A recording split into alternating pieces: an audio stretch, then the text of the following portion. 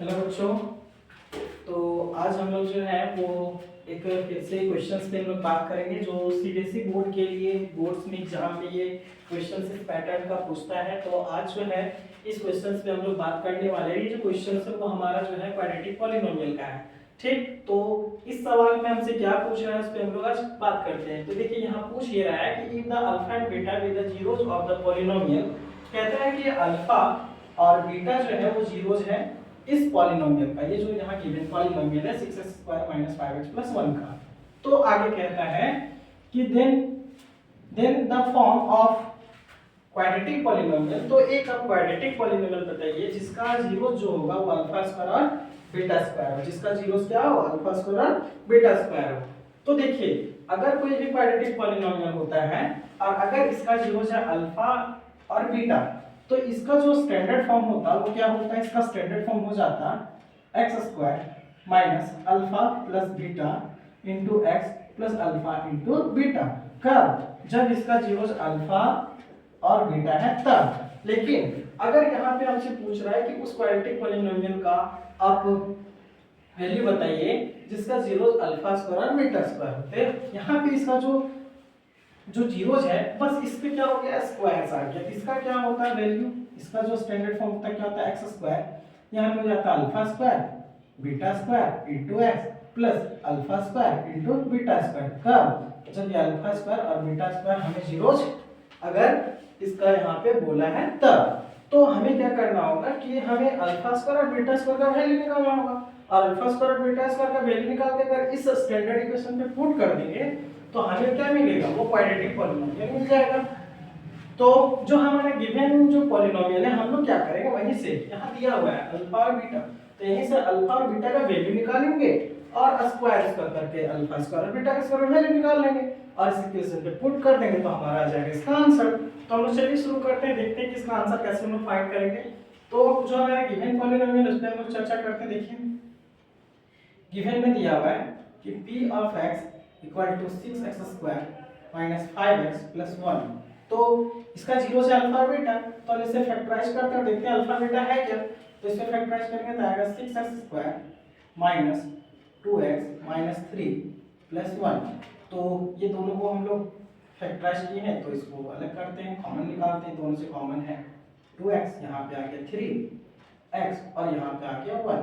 यहाँ से अगर कॉमन निकालते हैं तो यहाँ आ जाएगा -1 कॉमन, तो ये हो जाएगा 3x और ये हो जाएगा -1।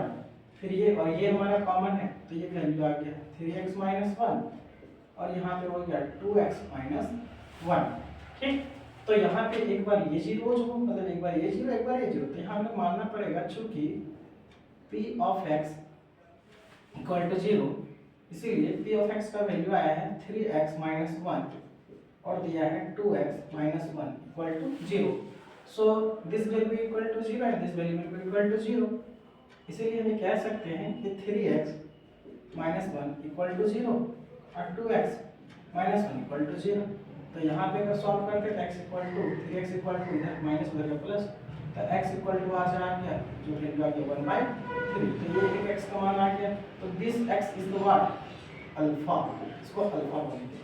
और एक है 2x = 1, so x = what, 1/2। so this is what, this is the beta, so this is beta, ये बीटा का मान आ गया। तो बीटा का मान आ गया तो हम क्या करेंगे, यहाँ पे अल्फा स्क्वायर और बीटा स्क्वायर निकाल लेते हैं। So alpha square is the what, 1/3 का whole square. So alpha square is the what, 1/9।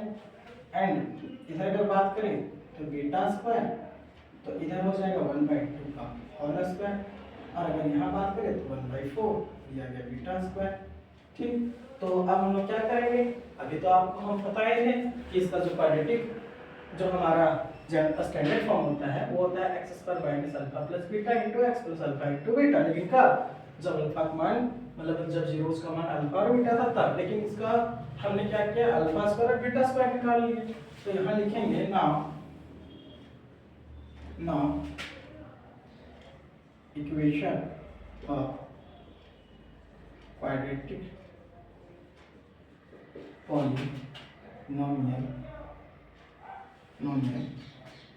हो जाएगा P of X equal to X square minus alpha square plus beta square into X alpha square into beta square. तो put कर देते हैं X square alpha square तो 1/9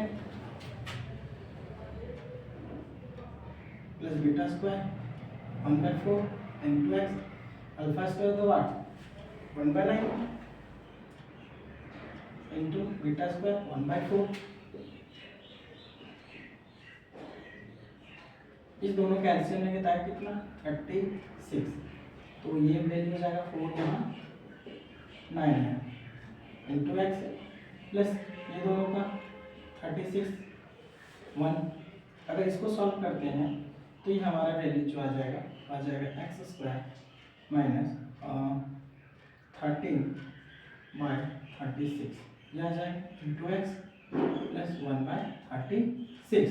अगर इसको simplify करते हैं तो इसको सिंप्लीफिकेशन में हो जाएगा इसके नीचे 1। तो इन सभी का अगर एलसीएम लेते हैं तो इसका हो जाएगा 36 और ये 1 से तो 36। तो यहाँ आ जाएगा 30x स्क्वायर तो ये हो जाएगा 13x और प्लस 1। ये आ गया वैल्यू हमारा p ऑफ x का। बट इसके डिनोमिनेटर में 36 है, इसको हटाने के लिए हम इसे फिर से क्या करते हैं p ऑफ x बराबर 0 मान लेंगे। सो ये 36 square minus 13x plus 1 by 36 equal to 0. So cross multiplication. So this is the what?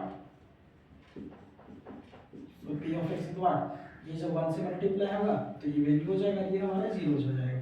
तो यहाँ पर जो वैल्यू आ जाएगा एक बार एक बार और इसको रिलेट कर लेते हैं। तो ये वैल्यू जाएगा 36x square minus 13x plus 1 हो जाएगा 0। सो जो पॉलिनोमियल आ गया वो आ गया 36x square minus 13x plus 1। ये हमारा आ गया वो पॉलिनोमियल। कौन सा पॉलिनोमियल? जिसका जीरोस अल्फा स्क्वायर और बीटा स्क्वायर था। तो ये था इसका सॉल्यूशन। तो ठीक है, हम लोग मिलते हैं नेक्स्ट वीडियो में। इसी तरह का वीडियो आपके सामने लाते रहेंगे जो आपके लिए इम्पोर्टेंट होगा। ठीक है, तो